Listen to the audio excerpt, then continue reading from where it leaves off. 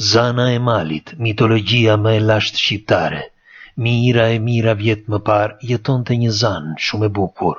Një ditë ajo u shkëmbye me 2 vëllezër vigan, Tomorin dhe Shpiragun, por ata sa e pan ranë të 2 në dashuri. Bukuria e saj e rrallë trazoi zemrat e vëllezërve, kaq shumë sa që ata hynë në luftë mes njëri tjetrit. Tomori plagosi Shpiragun dhe Shpiragu u ngrit dhe e qelloi me topuzin e tij të rëndë. Por Zoti që shikonte çdo gjë atje lart u zemërua shumë prej pamjes së dhimbshme, dhe ai i ndëshkoi ata, duke i kthyer vëllezërit në gur. Zoti i dënoi ata që të mbajnë ndër sheku i gjurmët e mëkatit, e që nga ajo kohë akoma sot vëllai i madh Tomori i tregon diellit plagët e veta, gropa dhe çarjet e panumërta që i shkaktoi vëllait, ndërsa Shpiragu tregon brinjët e coptuara via që i shkaktoi Tomorit. Zanën Zoti e ktheu në një kodër shkëmbore, ku mbi të gur pas guri u ndërtua një kështjell gjigande, që qëndron ende sot madhështore mbi qytetin e Beratit. Në mes kalon lumi Osum, i cili u krijua nga lotët e Zanës.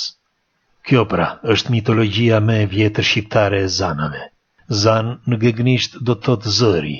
Të moshuarit thonë se Zana ka qenë një hyni i para ilire, ndoshta dhe perëndesha e parë e trojeve shqiptare.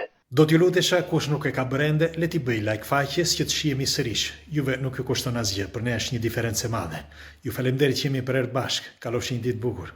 Në Shqipërinë e Veriut deri në Kosovë thuhet se çdo mal ka një zanë të vet, e cila shpesh shfaqet si një vajzë e bukur dhe magjepsëse. Të moshuarit shqiptar tregonin se disa e kishin parë duke u larë nëpër ujërat malore. Për shqiptarët e moçëm, Zana ngurtëson këdo me një shikim.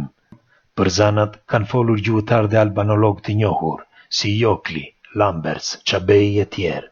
Tani më thoni, sa herë keni dëgjuar për zanat? Sa herë ju kanë treguar gjyshri dhe stërgjyshit tuaj histori të zanave? Mund të na tregoni një? Të mbani mend se nuk ka asnjë vend në botë me një mitologji të ngjashme. Ndaj, lini komentin tuaj dhe shpërndajeni pafund.